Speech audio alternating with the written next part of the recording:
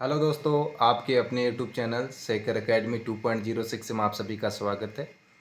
जैसे कि आपको पता है, इस चैनल के माध्यम से हम हिंदी साहित्य, UGC net, UKPSC assistant professor, TGT PGT lecturer और सभी कॉम्पिटिटिव एग्जाम की बेहतरीन तैयारी करते हैं।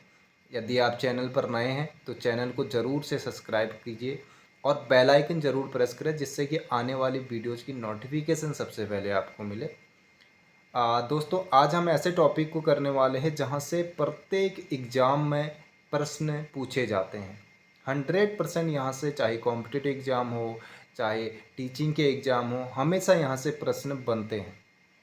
आज हम बहुत ही सिंपल सी भाषा में, साधारण सी भाषा में समझेंगे। जब भी आपके आंखों के सामने ये प्रश्न आएंगे तो आपका आंसर कभी भी गलत नहीं होगा। चलिए, इसको रटना नहीं है, सिर्फ इसको समझना है। ठीक है, चलिए जैसे शुरू करते हैं हम पहले कि हमें हमेशा के लिए कैसे याद होगा। अद्वैत का मतलब होता है एक, दो नहीं है। अद्वैत मतलब एक, एक सिर्फ शंकर है, शंकर से बड़ा दूसरा कोई नहीं है। तो जब भी अद्वैत की बात होगी तो वो होंगे हमारे शंकर, शंकर भगवान। ठीक है, तो शंकराचार्य खुद पे खुद आपको याद आ जाएगा कि अद्वैत यानी कि उनसे, शंकर से बड़ा कोई नहीं है। चलिए, दूसरा है द्वैतवाद। जब एक की बात हो रही तो फिर उसके बाद दो की बात भी होगी, तो दो की बात करने वाला मध्य का ही कोई आदमी होगा। यानी कि दो आदमी, एक आदमी यहाँ पर है, एक आदमी यहाँ पर है, एक आदमी यहाँ पर है। ठीक है, अब इस आदमी ने क्या कहा कि दो होते हैं, द्वैत की बात की। द्वैत का मतलब होता है दो।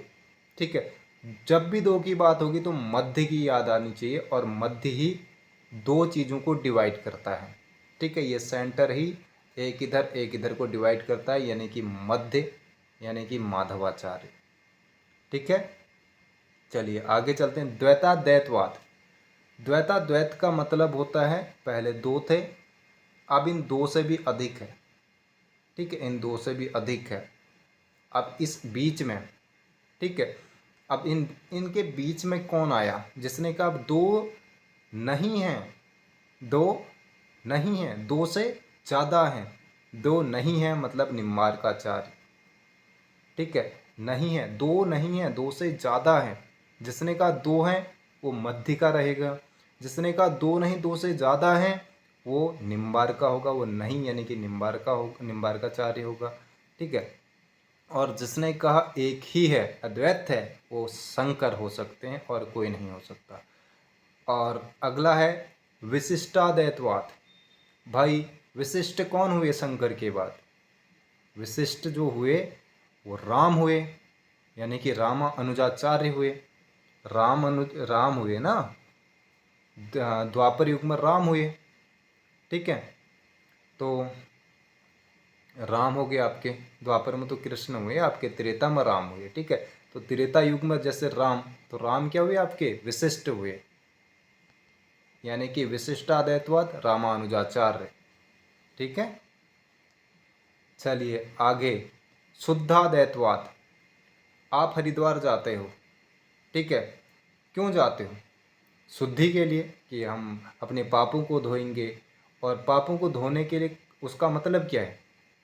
कि अपना भला हो, यानी कि जो शुद्ध होगा उसी का भला होगा।